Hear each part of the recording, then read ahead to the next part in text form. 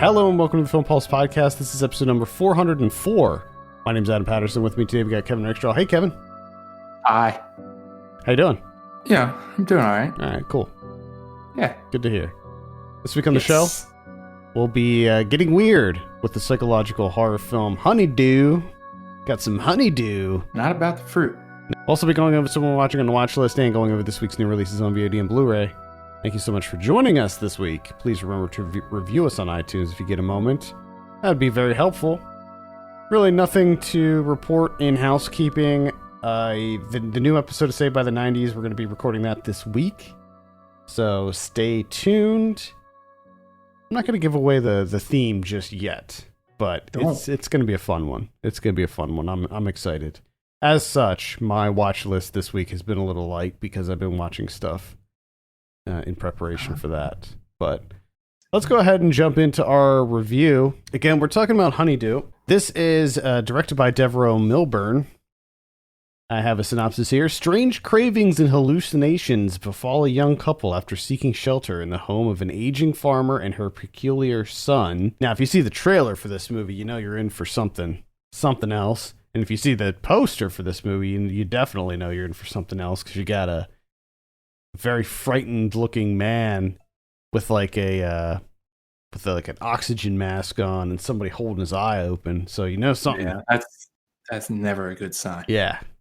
Something not so great is going to be happening to this guy. This is Sawyer Spielberg is in this. He's the main guy. Yeah. And Malin Barr. Barbara Kingsley is in this. She plays the woman that takes them in. So you have Malin Barr and Sawyer Spielberg as this couple out camping, and their car breaks down, and then it's your classic hillbilly horror style thing. Mm-hmm. Very very very reminiscent of Texas Chainsaw.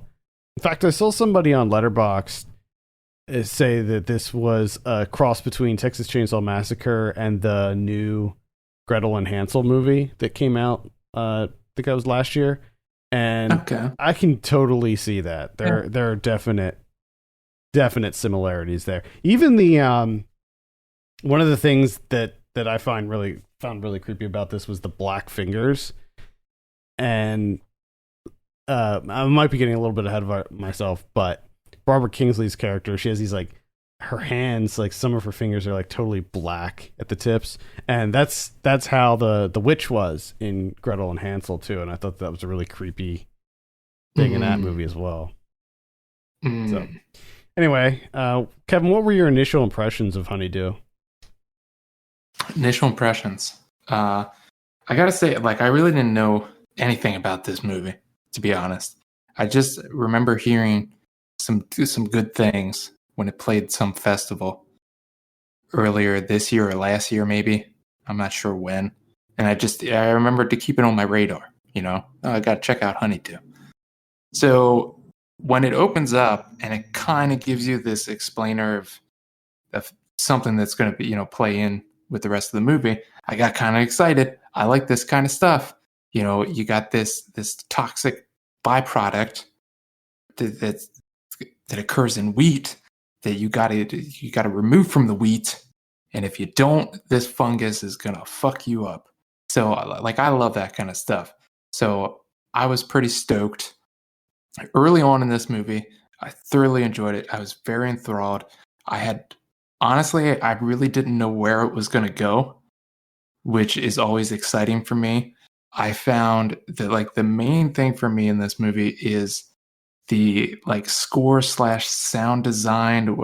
It's just bizarre. Yeah, it's really weird, and I loved it. Yeah, I just want to touch on that because that was my number one highlight with this movie, was just all of the sound design. As you said, both the score, the sound editing, the mix, all of that was absolutely top notch. I mean, it takes the forefront in this movie. All of the music and sound is very deliberately in your face. Everything is accentuated to such a high degree. You hear every little thing, which tends to get very disturbing considering some of the stuff that happens in this movie.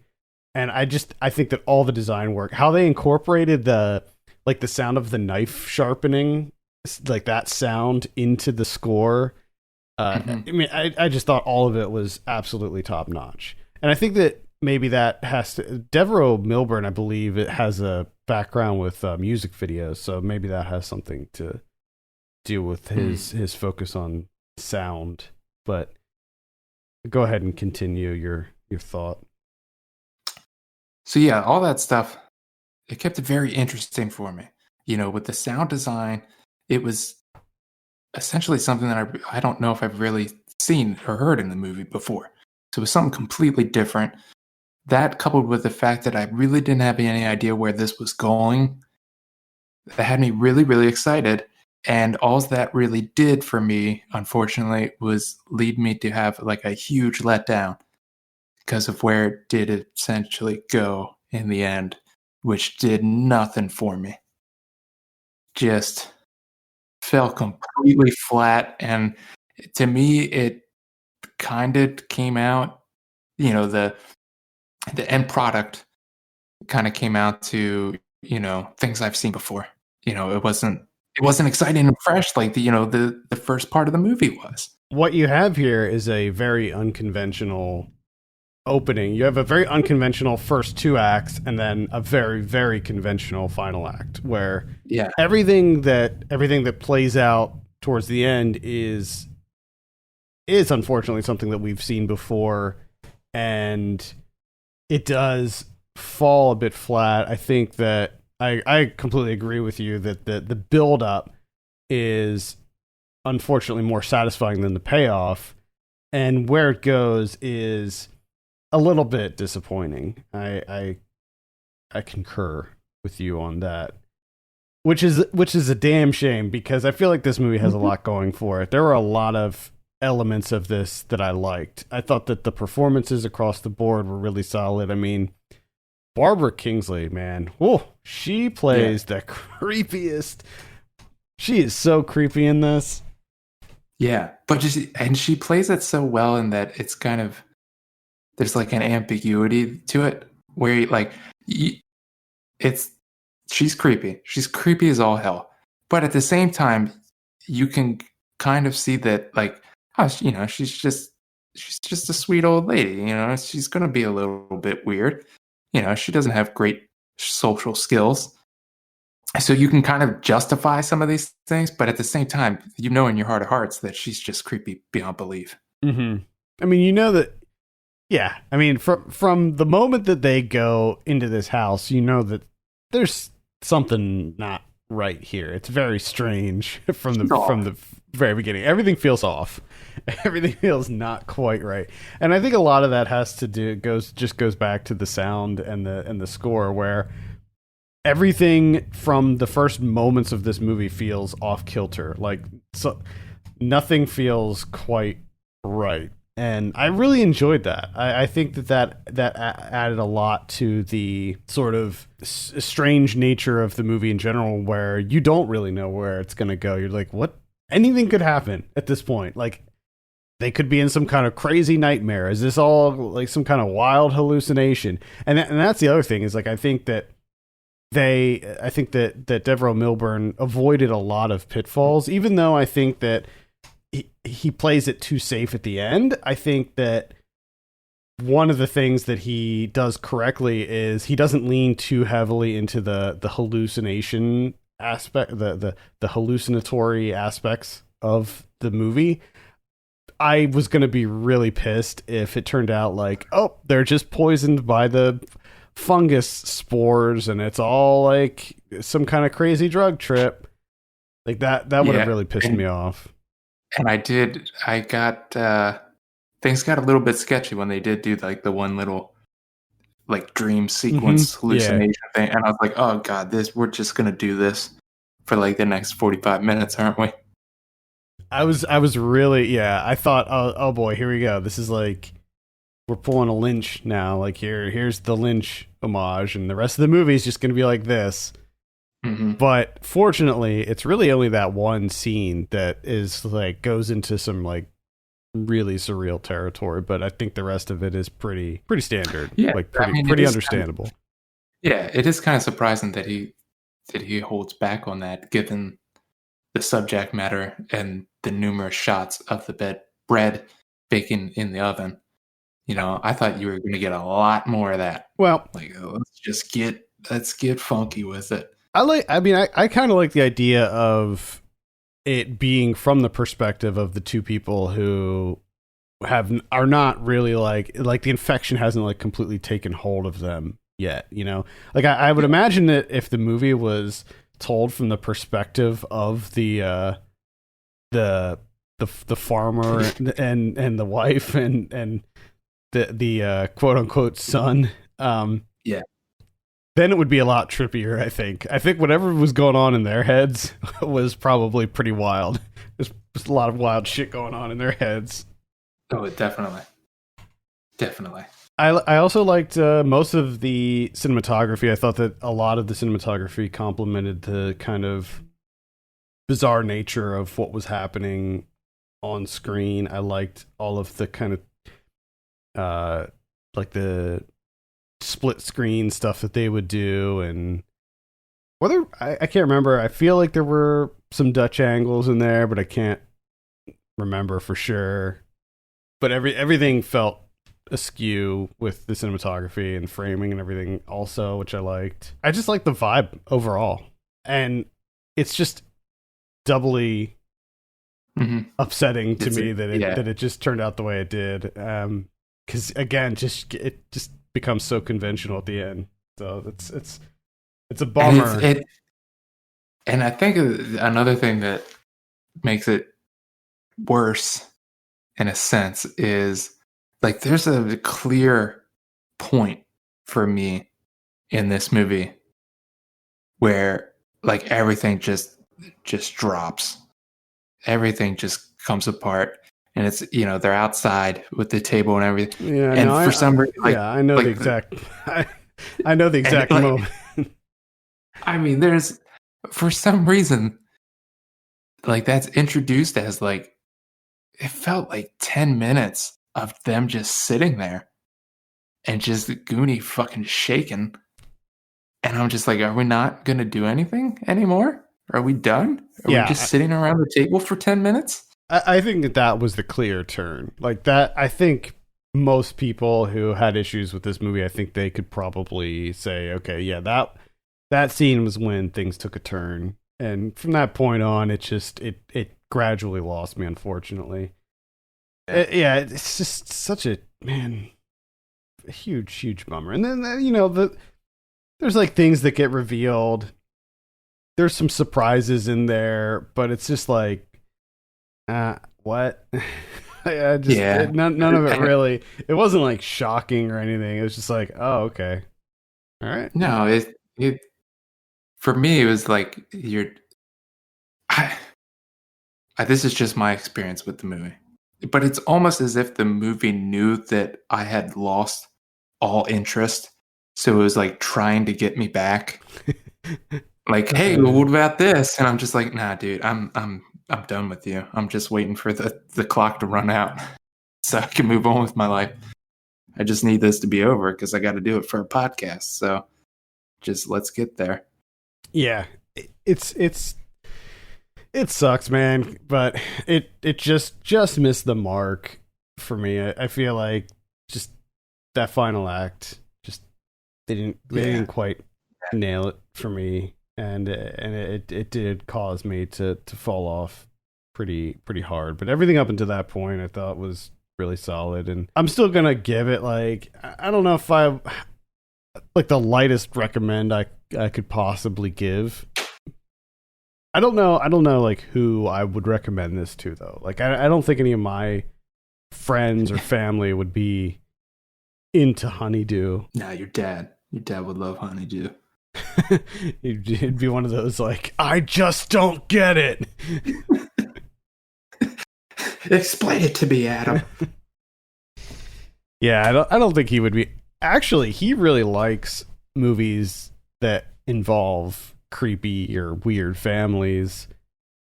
See, I'm But telling you. I don't think that he would be on board with this I in general. Yeah, that's just. You're right though. Like there is that slight recommendation because of like the first two acts, like you said, and there's like that, like the sound design slash score, whatever you want to call it, all the everything that goes into that, like all the wonky sound effects and how it's like incorporated into the score, and it's just really off-putting. Like to me, that's almost worth the price of admission. Like to check that, like I don't know what I can compare that to. You know what I mean? Like I don't have other examples that I can be like, oh, it's like such and such. Like it Right. feels wholly unique in that aspect. Yeah. And it makes for an extremely unsettling movie experience, which I really enjoyed. So I think that coupled with the performances and the very well done camera work and cinematography, I think that all of that warrants a light recommend. I just think that narratively it just missed the mark for me, unfortunately. So Yeah. Honeydew will be out on VOD platforms this week, so keep an eye out for that. I believe Tuesday. I believe this Tuesday it'll be available, so you can check it out. Let's go ahead and give it a score. I would also like to do some spoilers. Okay, yeah. If you don't mind. Because there's a couple things I want to talk about. There's a couple things. There's definitely a couple things that we can talk about in the spoiler discussion. We'll put that on at the very end of the show. So if you want to hear us talk some spoilers about Honeydew, just listen all the way to the very end. Let's go ahead and give it a score for now. I think this is a tough one for me because, like I said, there were a lot of aspects that I thought were really strong, like technically. So I think that I'm sitting at like a 5.5 on this one, like 5.5. Yeah, I'm at a 5, I think. All right, there you have it. All right, let's talk about some of what I've been watching. As I said at the top of the show, I didn't really have a whole lot on my list this week because I've been watching some 90s stuff. But I did catch up with that movie Slaxx on Shudder, which is about a killer pair of jeans. Please, for everyone listening, tell us how it's spelled. It is spelled Slaxx. Yep, thank you. Because I was trying to search for this movie for so long until you slacked me. And then I was like, you gotta be fucking kidding me. This is directed by Elza Kephart. It's a comedy if it's a horror comedy if you weren't already aware from the title. This is a Canadian horror comedy. It takes place in a clothing store that's sort of like, I don't know, any trendy clothing store, any one of them. You could just name one, and it's like that. And it is about it's a new line of jeans that are coming out that are like form fitting. So they like resize themselves to use. They're like one size fits all jeans. But it turns out that even though the company says that they're like fair trade and organic and like no child labor, no sweatshops, all this stuff, like they're just totally lying. And it turns out that there was a young child involved in an accident in the cotton fields where they were sourcing their cotton, and the spirit of this child enters the jeans and starts getting her revenge. Yes. It's kind of humorous. To be honest with you, it took me like 4 days to get through it. I kept having all of these like false starts with it. So I'd watch a little bit and then end up having to turn it off or fall asleep or something. But I don't mean to say that to diminish the movie in any way. It's fine. It really wasn't. I don't know. Average at best, I would say. Okay. I wouldn't give it a recommend at this point. Understandable. You do get to see a pair of jeans kill people. So if you're looking for that, if you're looking for jeans not only do they kill them, but they drink their blood. So it kills people, but it also drinks their blood. Okay. Interesting.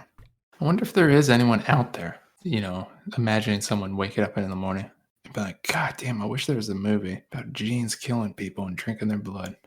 Well, hey, we have movies about killer everything, so why not genes? You got killer tires, killer pinatas, killer everything. There are, the possibilities are endless. There's so many things. There are so many inanimate objects that can be possessed and turned into killing machines. Yeah. I think they should remake Maximum Overdrive and just have it be like all machines. All machines. Just all machines. Yeah, I wonder if that's got to be a thing already. That's especially with like all the technological advances. You do your tired little commentary. Yeah, there's one called Drone or something that's like all about killer drones.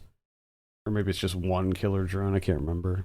What they need to do, because this is happening to me, I haven't been killed yet, but yet I'm being surrounded by robot mowers. Like all my neighbors have gotten robot mowers, and I hate it. Like I can't stand it. Little fucking bots driving around with razor blades. Shouldn't exist. Mm-hmm. I should get a robot mower. Don't do it. I don't have a mower at all anymore. My mower got washed away in a hurricane.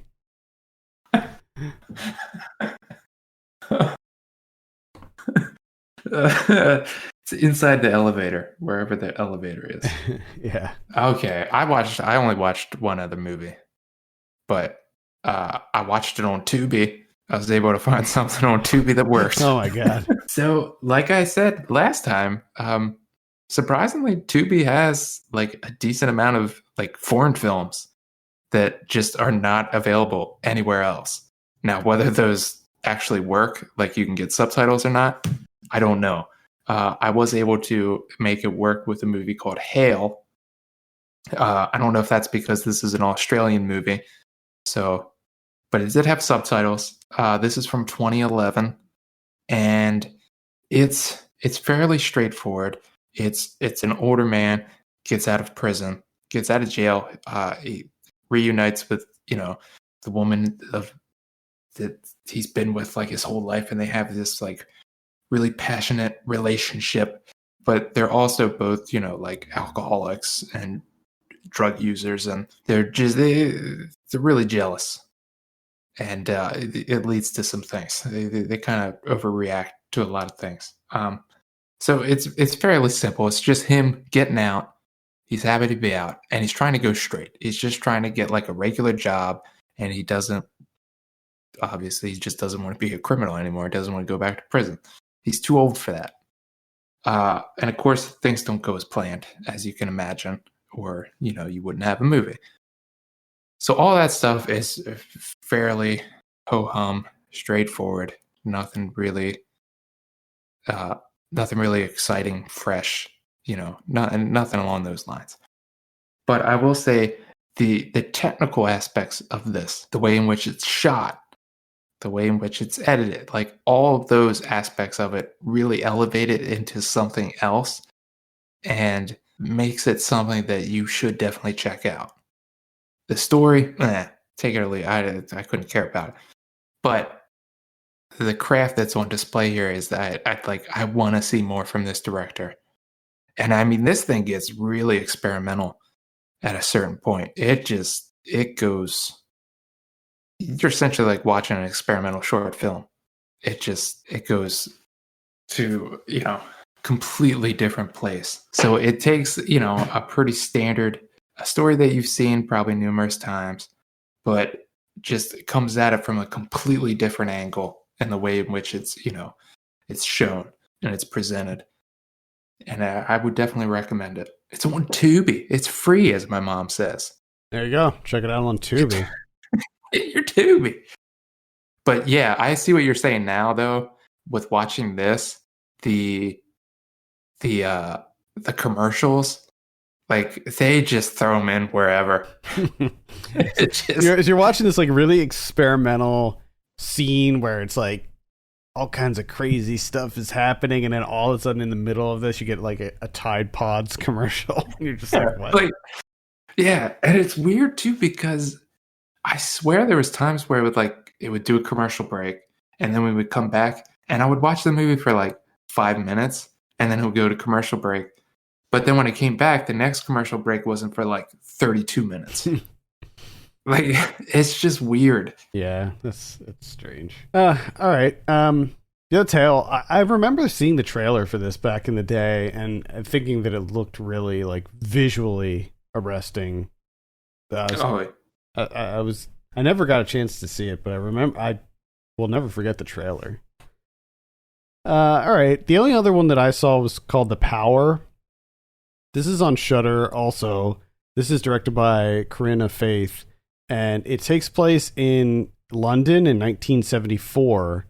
And during this time, they were having rolling blackouts throughout the country, and it stars Rose Williams as a nurse, and it's her first night on the job, and she gets into a little bit of trouble, and her boss is basically like, okay, well, since you're like, giving me lip or whatever, now you got to work the night shift, so enjoy that. And she's like really nervous about it because it's her first night, but also she's like, she seems kind of skittish, like she doesn't seem quite sure of herself, and like she clearly had some kind of troubled past, and she seems like she's very uneasy when it comes to being in the dark. And with working the night shift because of these rolling blackouts that are happening all throughout Britain, they plan for it to go dark. And when they say that it's going to go dark, I mean, it is like pitch black in this hospital. And so what you have here is a bit of a supernatural thriller. There's some weird things that start to happen after the lights go out, and you got some creepy employees, you got some awful employees, creepy doctors and like janitors and stuff. And so you never really know if it's really something supernatural that's going on at first, but then it becomes very clear like there's something very, very supernatural going on here. And what you end up having is it's like a little bit of a cross between a haunted house story and a possession story. So it's okay. There was like one scene that I was like really impressed with that looked really cool.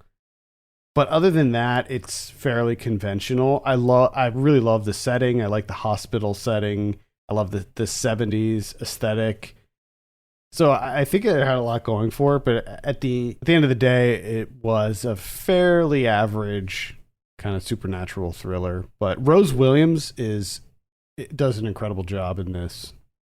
She does a lot of like physical acting, and she's definitely a highlight. So if you have Shudder, I would recommend checking it out.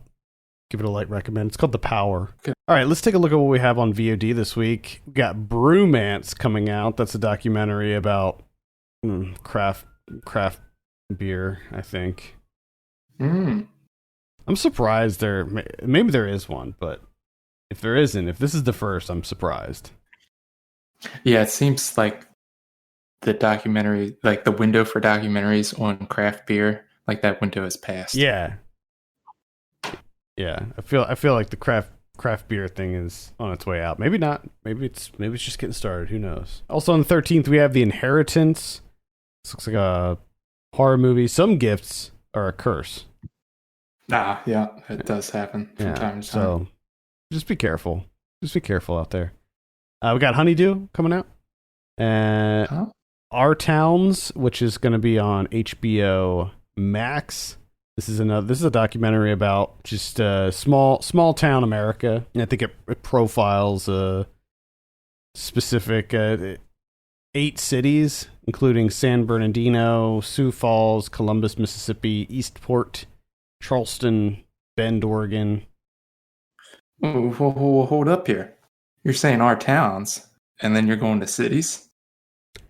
Well, these are like smaller. You know, these are smaller cities. I would say. I figured you would go to towns. If you're gonna call it our towns, go to towns. Yeah.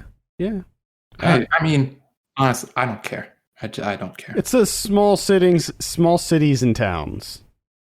Okay. I mean, I'm not gonna watch this. Yeah, I'm not gonna either. I don't know why I'm stuck on it. On the 15th, we have The Banishing. That's going to be on Shudder. It tells the true story of the most haunted house in England. Mm. Got a little haunted house tale for you there. On the 16th, we have Rifa. We got Jacob's Wife. I would recommend that. I mentioned that a few weeks ago. Oh, yeah. At South by. Monday, we got Beat, or I don't know if that's how you pronounce it or not. That's a virtual theatrical release. And then on the 16th is Friday. Okay. All right. That's it for VOD. On Blu-ray, we have Spaceballs coming out in 4K.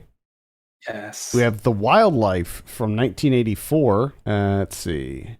Dynasty 3D from 1977. It's in Super 3D. What? Super 3D? I don't know. Sounds like a 70s marketing gimmick to me. It does, but I'm curious to see how they upgraded 3D. Yeah, I don't know. We have Willy's Wonderland, and we covered that on the show a couple weeks back. We got North Shore from 1987. House of Cruel Dolls from 1974. Leap of Faith, that's the William Friedkin documentary about The Exorcist. Got Shrunken Heads from 1994. September 30th, 1955 from 1977. Got the Basher box set, which includes The Prodigal Boxer, The Awakened Punch. I guess it's just those two. Yeah, it's just those two movies. Let's see. We got The Debut from 1977. Got Fukushima 50. Iron Master from 1983. The Children from 1980. That's Trauma. Killer Pinata from 2015. That's about it. What do we have on Criterion this week? We have one Criterion, and that is History is Made at Night from 1937. And I've actually seen this movie, and it's really, really good. So I definitely suggest watching this one. It's got one of the best movie villains I've ever seen. This guy's just fucking asshole. Just a piece of shit. Bruce Vail. He's obsessive over his wife. I mean, he's just disgusting. And she finds someone else. It's a romantic movie. It's great. I love it. All right. Yeah, check it out. I think that's going to do it for this week. Thank you so much for listening. You can send us your questions and topics to podcast@filmpulse.net. You can follow us on Twitter @filmpulse.net and @filmpulsekevin. And if you have a moment, consider reviewing us on iTunes. We'd appreciate that very much. For Kevin Rakestraw, my name is Adam Patterson. We'll see you next week.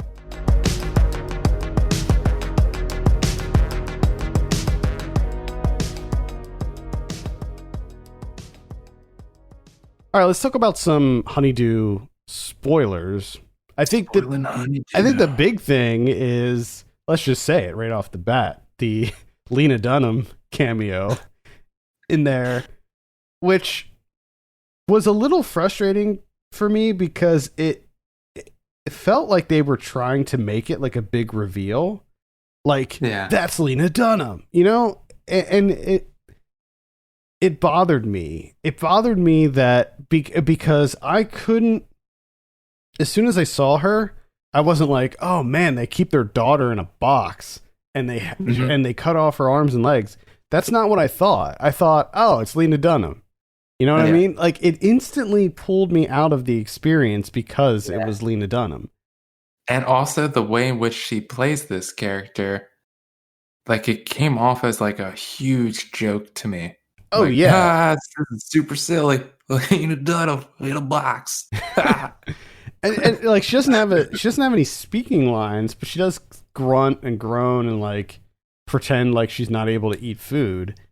And she's not very good. And it just really it really soured me on the whole thing, which was really. I don't know. I don't really understand how the Lena Dunham thing came about. To be clear, I don't have a problem with Lena Dunham. I know a lot of people do, but I don't necessarily have an issue with her. I just think that, and you could put almost any actor in there, like any famous actor, you put them in that role, and it would probably have a similar effect. And like really, anyone that's like in more comedic leaning work, like if you had Kate McKinnon pop out and she's doing like her little like can't chew food and she's just blinking wildly, like it comes off as a joke. It comes off as like a comedic bit. It doesn't work. Yeah, I just what a weird decision. Like I'm not sure how that came about, but yeah, I just it's not and I just don't think it had the intent. I think it was intended to be like a shocking moment, like a big reveal. But if you think if it's not Lena Dunham, we're just like, oh fuck, they keep their daughter in a box with her limbs cut off. That's fucked up. Like that's supposed to be a fucked up thing, but it doesn't really come off as a fucked up thing. It comes off as like an SNL skit. Yeah, for some reason. Just weird. I didn't get that. I think that was a huge mistake, and unfortunately. And there's a couple other things that just kind of bother me about this movie. One is Malambar's character Riley. The whole reason they're out there is she's doing her doctorate on this wheat fungus, right? So she knows all about it. There's really no need for her to be watching the video at the beginning that she does on her phone. That's more for us. But the fact that she's not like more clued in when they get like she has gangrene, for Christ's sake. You know what's going on, or you should. I knew. I only watched the video, the primer video at the beginning of the movie that you watched. We watched the same video, Riley, and you're going for your doctorate. And that was something that bothered me. Like she did not seem like a character that's going for her doctorate. She seemed very ill-informed about everything. Yeah, like she's just. I mean, plus the fact that I'm pretty sure Karen would be dead. Like she had advanced gangrene. She was not in good health. Which leads me to another thing with Sam, Steven Spielberg's son. How do you not just fucking destroy Karen? I thought about that. Early on too. Like she's an old woman. She's pretty much dead. Like 15% of her body is dead. It's technically dead. And you're like, you both look and you're like, oh, pocket knife. Sam, you don't need a pocket knife. There's a table there, and all you had to do is grab her by the hair and just smash her face into the table. Or just push her on the ground. I feel like someone who's that frail, you just need to push her on the ground and she's done. Like you push her over, she just instantly breaks every bone in her body. Yeah, that's what I mean. Like all you had to do is just a hard push to the face. Probably would have broken her orbitals. Yeah, I mean, just to play devil's advocate, I think that one of the things that they were trying to convey is that they were drugged. So they were all like, you know, at a reduced capacity as far as like being able to do things. I hear your devil's advocate. And I counter with Sam. Let's say like Sam's at 40%. Karen, again, technically 15% of her body is technically dead scientifically. So I feel like all you had to do is a hard push to the knee, and that leg would have went completely backwards. And you win. You triumph. Yeah, it gets ridiculous. I think we should also say that it doesn't have a happy ending. Basically, the bad guys win in this. Like Karen and her husband Euless, they end up capturing Riley and Sam and lobotomizing both of them, and then I guess the whole point was that they wanted to find a man's so that he could plant his seed in Lena Dunham's character. And they also cut off their arms and legs too, so that's also been handled. So taken care of. And then they eat them. They eat them too. They're also cannibals. Yes, they do eat them too.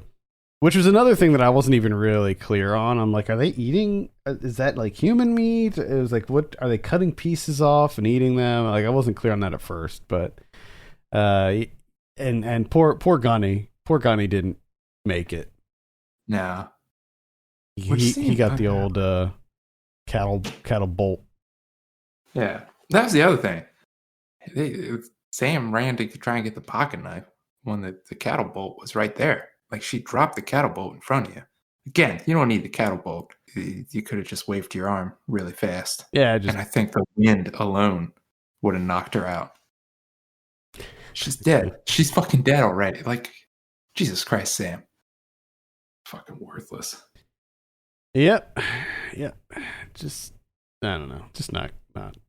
It's unfortunate. Yeah. Any other things? Anything else to add? Spoiler wise? No, I just wish it was more focused on the fungal stuff and not just like, oh, they're cannibals and they're fucked up and they have a daughter in a box.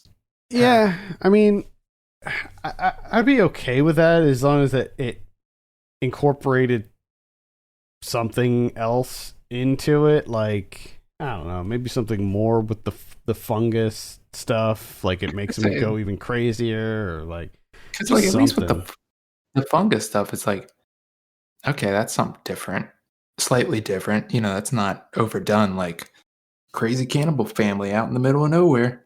Yeah. All right. Yeah, that's Honeydew.